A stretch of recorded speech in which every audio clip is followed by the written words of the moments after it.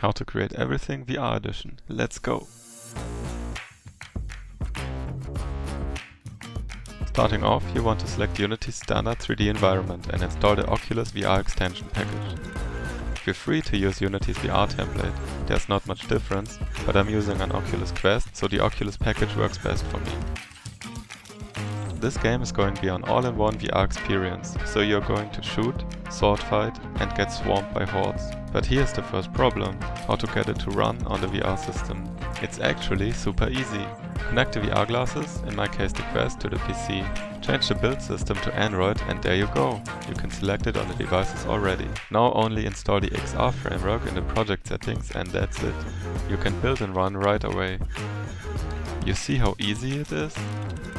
All the power of the big companies is in your hands. So make it now. First I created the gun with two aiming spots. When one is on the tip and one is on the back, then you can easily aim when the dots overlap. To make it grabbable, you have to add the grabbable script to the gun with a rigid body and then create a grabbing object on the hand container. Color it and create the bullet. You probably won't see the mesh, so you want to attach a trail. The script is fairly simple. Just get the button input from OVR or whatever VR system you are using, then you want to instantiate a bullet prototype from the scene when the button is pressed. The bullet just flies forwards and gets destroyed when it hits an object. Speaking of object, let's create an enemy the bullet can hit. To create an enemy, make an object with a mesh and a nav mesh agent. We're going to use Unity's navigation system to make it walk to the player automatically. The script only takes the player's reference and passes the position information to the nav mesh agent. Bake the nav mesh of the plane, create a function that destroys the enemy and call it on the collision from the bullet. Now you're good to go. This is extremely simple and you've already got a framework for a VR shooter game. And we keep going. Before we create an enemy spawner, let's make the sword. The hilt and the blade will be made out of colored blocks. The magic happens when we attach a collider to the blade. When we change the collider on the blade to a trigger, then the trigger method in the script only affects that blade trigger. So add the same damaging function to the script with a check for the sword's speed. And there you go. Now let's add a spawner, a labyrinth, some colors and music.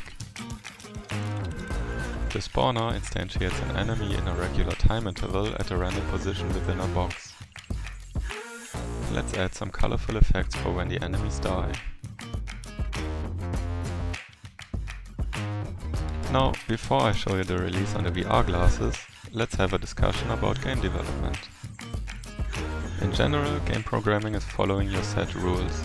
Making a game is very hard, but the process of making is not. This means if you keep making prototypes, templates and anything enjoyable for you and you're mindful about it, you will eventually make something that is worth continuing. This evolution can be very quick when you set your goals and disciplines right. Disciplines are the most important feature you're going to have as a game developer.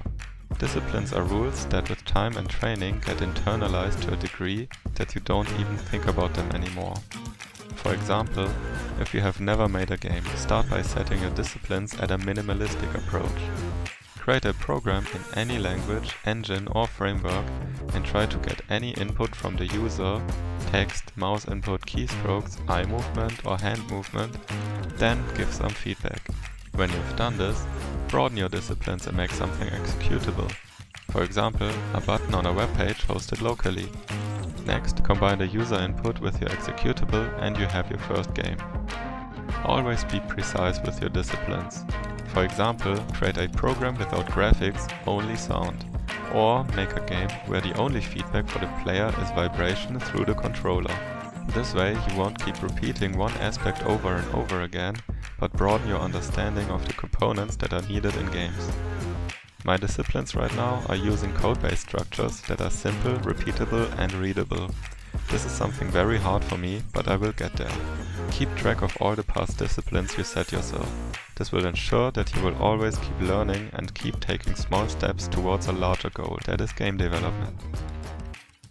Now let's see what this game can do. You just have to endure my terrible gameplay and my ever-growing belly.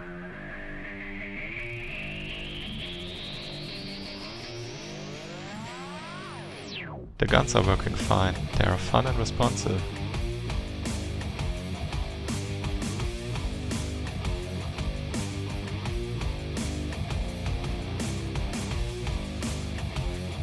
So let's try out the sword.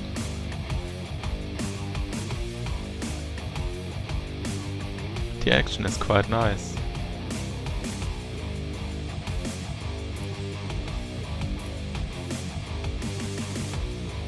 The best way to play is with a gun in one hand and a sword in another.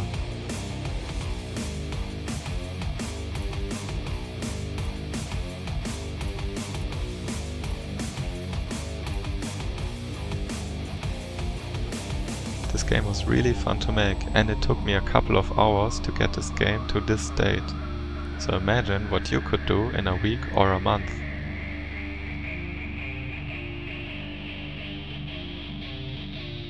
But be careful when recording, you might accidentally just hit your cameraman.